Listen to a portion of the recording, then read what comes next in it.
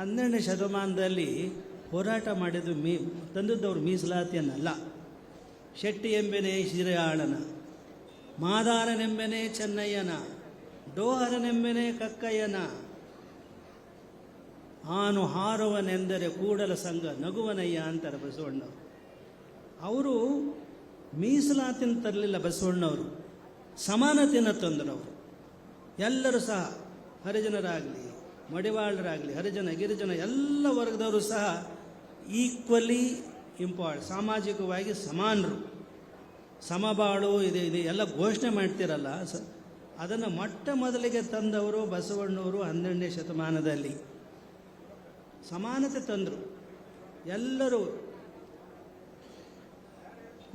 ಏನು ಶ್ವಾಪಚೋಪಿಯಾದರೇನು ಶಿವಭಕ್ತರೇ ಕುಲಜನು.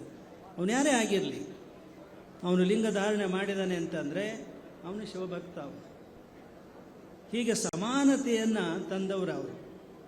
ವೀರಶೈವ ಸಮಾಜ ಇವತ್ತು ಅಧಪತನಕ್ಕೆ ಹೋಗ್ತಿರೋದ ಕಾರಣ ಏನು ಅಂತಂದರೆ ವೀರಶೈವರೇ ಕಾರಣ. ವೀರಶೈವರ ಶತ್ರುಗಳು ಯಾರು ಅಂದರೆ ವೀರಶೈವರೇ, ಲಿಂಗಾಯತರ ಶತ್ರುಗಳು ಯಾರು ಅಂದರೆ ಲಿಂಗಾಯತರೇನೆ.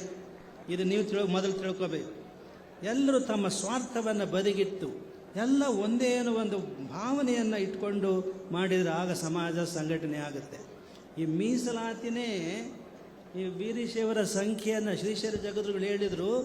ಈಗ ಒಂದು 20 ವರ್ಷಗಳಿಂದ ಇಷ್ಟಿತ್ತು, 30 ವರ್ಷಗಳ ಸಂಖ್ಯೆ ಇಷ್ಟಿತ್ತು, ಈಗ ಜಾಸ್ತಿ ಆಗಬೇಕಾಯಿತು, ಕಡಿಮೆ ಯಾಕಾಯಿತು ಅಂತ.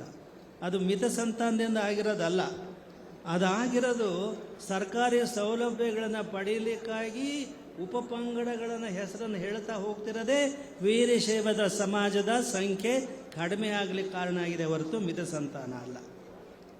ಸ್ವಾರ್ಥ.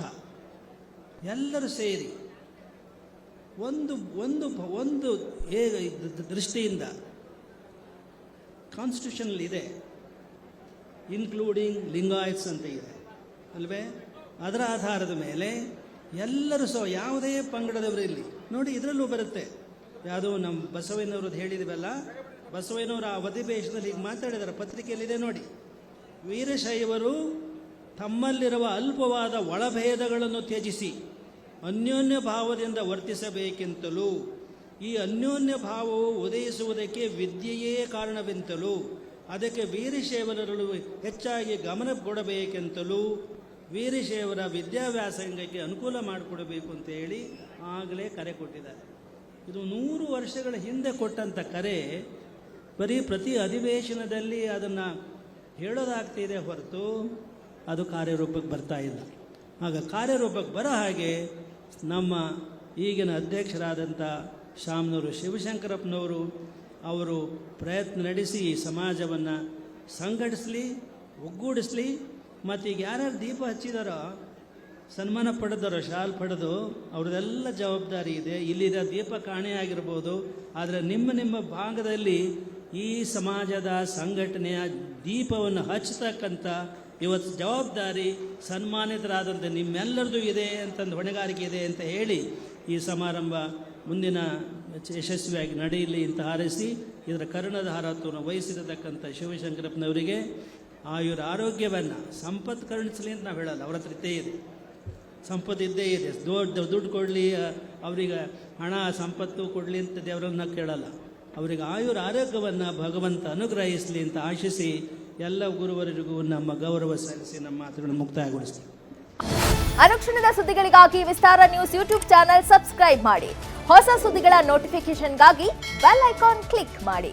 ಲೇಟೆಸ್ಟ್ ಅಪ್ಡೇಟ್ಸ್ಗಾಗಿ www.vistaranews.com ವೆಬ್ಸೈಟ್ಗೆ ವಿಸಿಟ್ ಮಾಡಿ. ಅಂಗೈಯಲ್ಲೇ ಜಗತ್ತಿನ ಸುದ್ದಿ ತಿಳಿಯಲು ವಿಸ್ತಾರ ನ್ಯೂಸ್ ಕನ್ನಡ ಆಪ್ ಡೌನ್ಲೋಡ್ ಮಾಡಿ.